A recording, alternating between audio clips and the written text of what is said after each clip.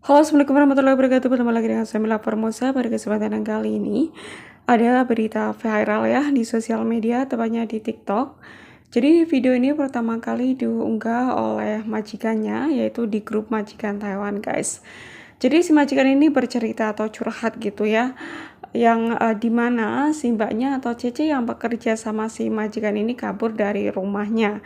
Dan lebih parahnya lagi, si mbaknya kabur itu meninggalkan pasien sendirian di rumah dalam kondisi si pasien duduk di kursi roda, guys.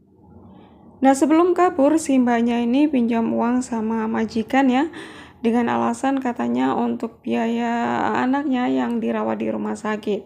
Ya, karena si majikan ini sangat baik ya, yang mungkin sudah percaya begitu saja.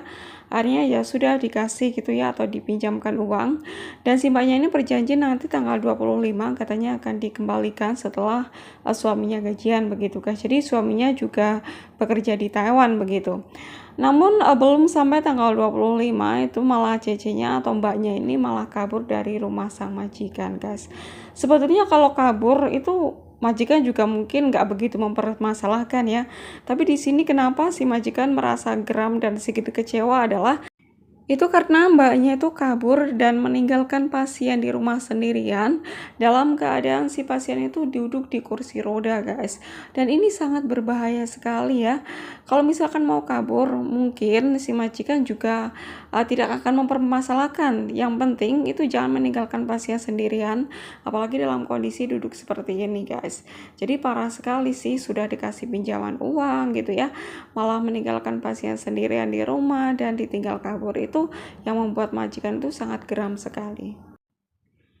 Nah, sebetulnya ini suatu kesalahan yang sangat fatal ya, guys. Jadi teman-teman yang sekiranya memang sangat terpaksa sekali ingin kabur ya, jangan sekali-kali meninggalkan pasien sendirian di rumah. Itu kalian bisa dituntut ya kalau si majikan itu tidak terima begitu.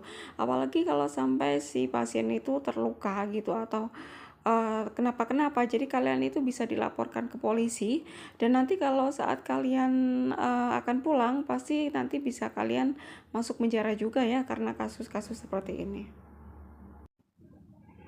Nah, jadi jikalau memang kalian ini tidak kerasan gitu ya, atau tidak kuat dimajikan dan berindat untuk kabur gitu ya, sekiranya kalian itu harus memastikan bahwasanya pasien atau orang yang kalian jaga itu dalam keadaan aman begitu, guys. Ya, satu-satunya cara adalah di saat si majikan ada di rumah, nah kalian berpamitan lah, entah libur atau entah beli sesuatu gitu keluar.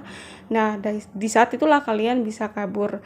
Yang pasti kalian harus memastikan pasien itu aman gitu saja, guys. Takutnya nanti kalau misalkan pasien kenapa-kenapa, itu kalian nanti bisa dilaporkan ke polisi dan dituntut.